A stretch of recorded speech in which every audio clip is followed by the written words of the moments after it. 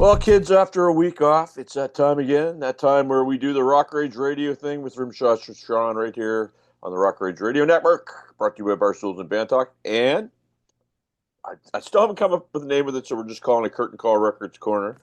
It's kind of lame. We need something else. But I have the lovely Hannah Summer from the band Grey. How are you? I am so well. Thanks for having me, Sean. Awesome. So a little bit of sun your way. Where do you reside? I always have to ask that question.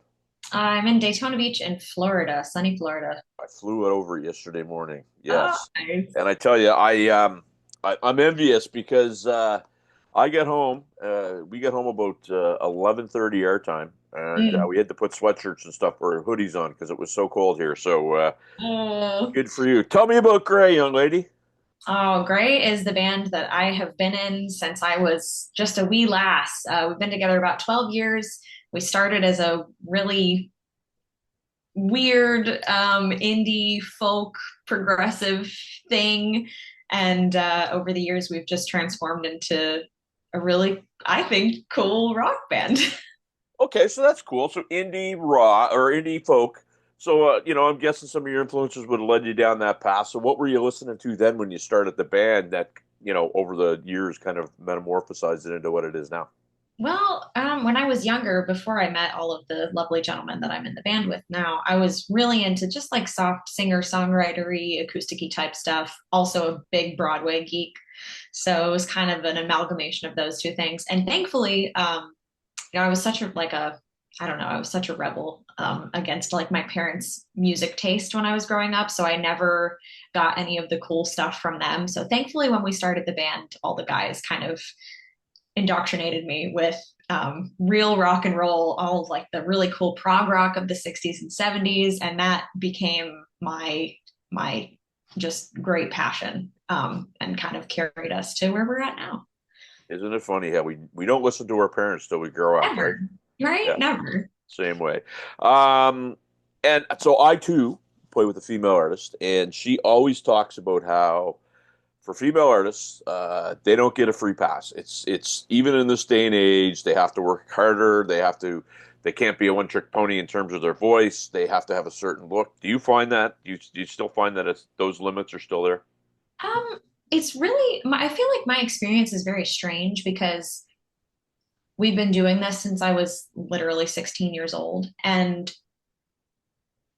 I guess since I've been doing it so long, I don't really feel that way so much that like I feel very secure in what I'm doing now because we've been doing it for such a long time. But definitely initially we had kind of the opposite problem where like a majority of us were kids, like we were all underage and no one knew what to do with us. No one Yeah, knew what to do with a 16-year-old girl singing yes. yeah, yeah. So, but yeah, no, I don't know. I feel, yeah, I guess I feel very sure of what we're doing now. So I feel like I don't experience that as much, No, that's thankfully. good.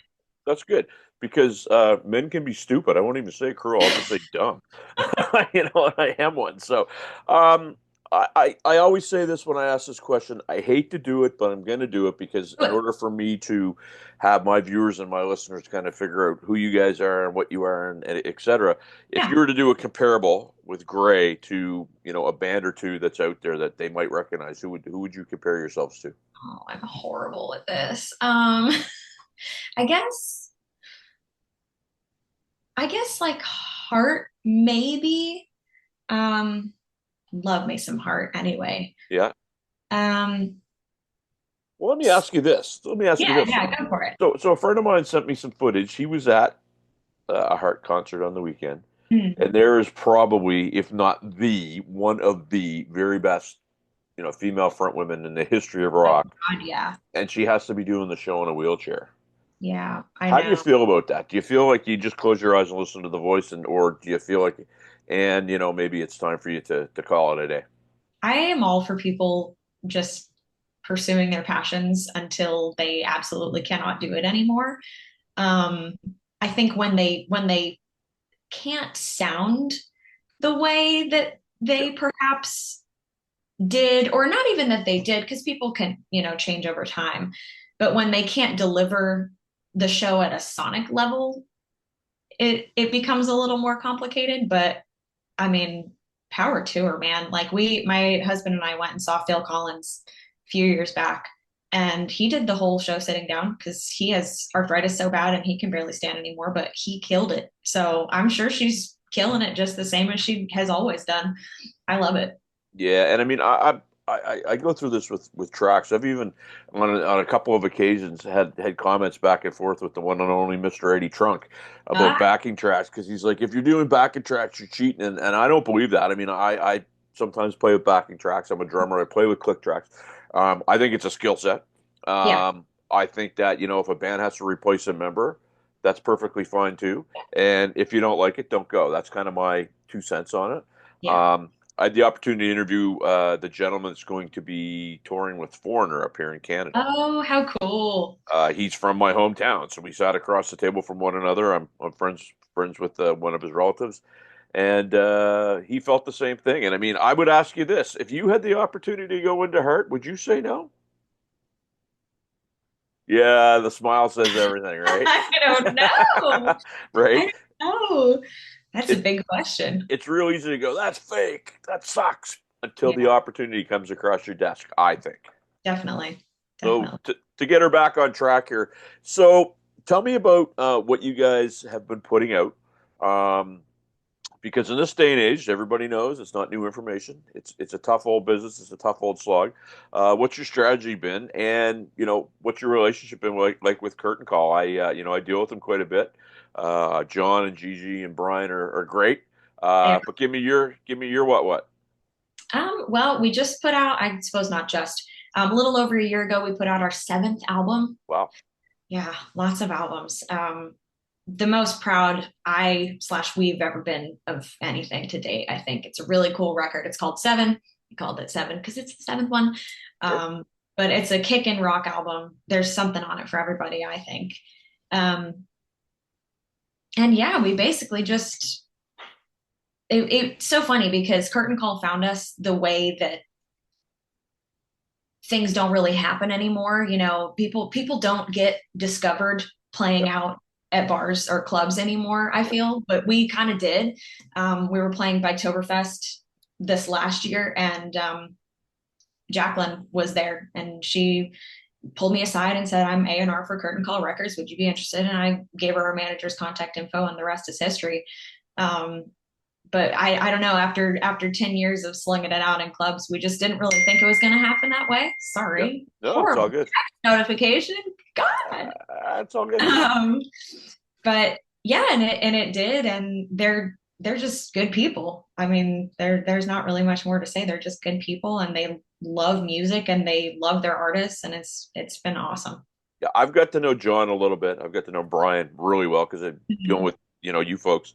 I talk to Brian probably 2 or 3 times a week to line stuff up. Nice.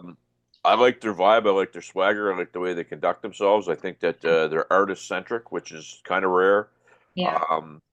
I've had the opportunity to deal with some majors before in my little old career, Mhm. and they're not in it for the artists. I can tell you that right now. They are not. So I think it's very important to have a situation like what Curtain Call was doing for you. Look, I still got my Oh, look exclusive at that. wristband on. Wow, there you go. How ghetto is that? But anyway, so that's great. So, plans for a new record coming out in the next bit, or Yeah, we've got some stuff cooking. Definitely a couple singles coming down the line, hopefully very soon. And then some kind of big project at the end of that, I'm sure. fantastic. So you mentioned manager.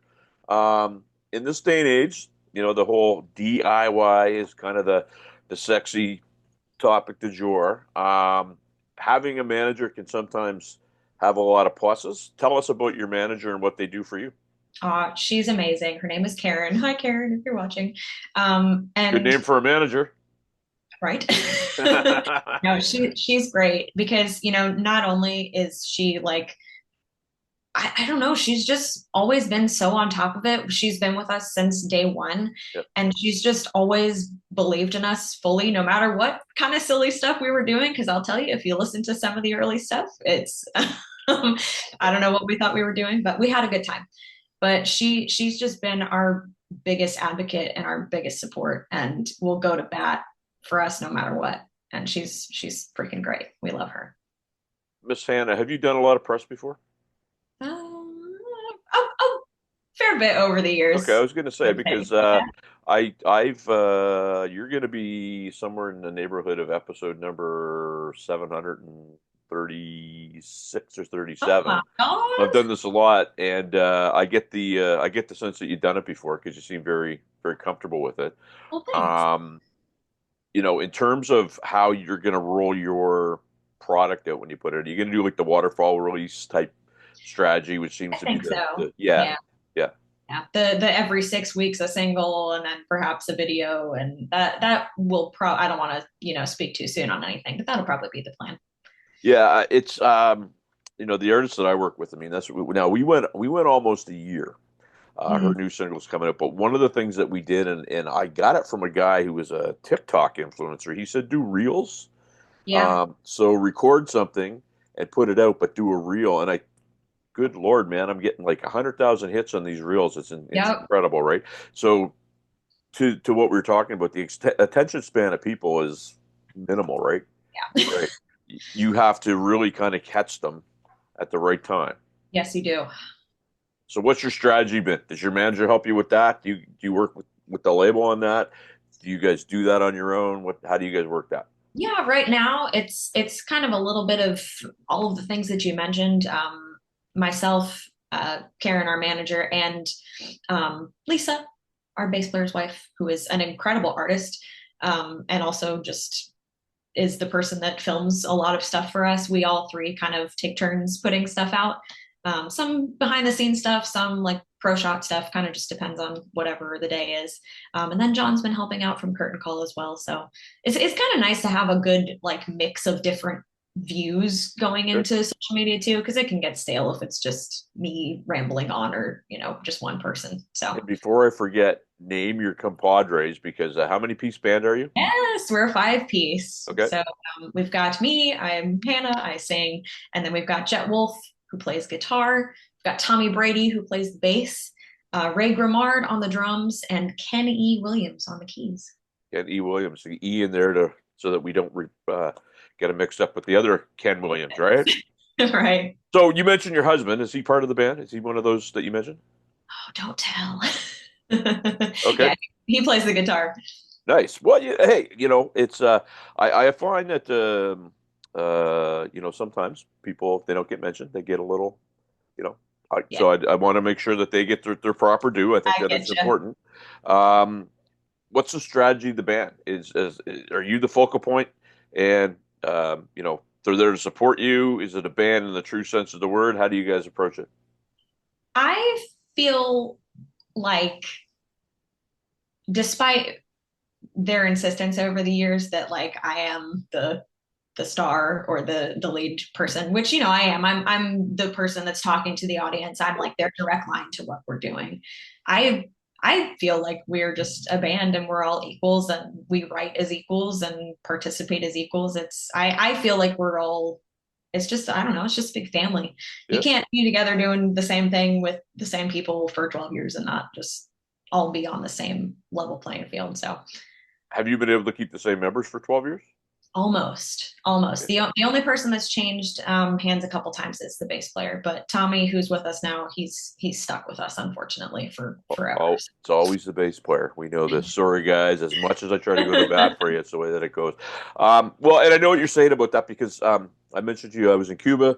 We went down to do an '80s theme thing with our band, and our band and all their spouses went down, and it was a lot of fun. So I get that when you because bands can typically have a lot of drama, right? Yeah, And bands can be everybody thinks, oh my God, it's so fun. And somebody doesn't have enough lights on them, they get upset, or somebody doesn't get a songwriting credit and they get upset, or somebody doesn't like what you're wearing, they get upset, right? So these are all things that you have to be mindful of. So you're seen down there, and now I've talked to a few people in Florida, and I'm told I've heard everything from the scene is terrible to the scene's amazing. I never hear it's just okay. What's your impression Mhm. of what it's like down there? Um, I feel like we've talked about this quite a bit, um, just very recently with a couple different people, like all of us as a band. I feel like my impression of it is a little bit different. because I also host a radio show. So I'm like constantly got my fingers in all of the different like pies Yeah. that are around.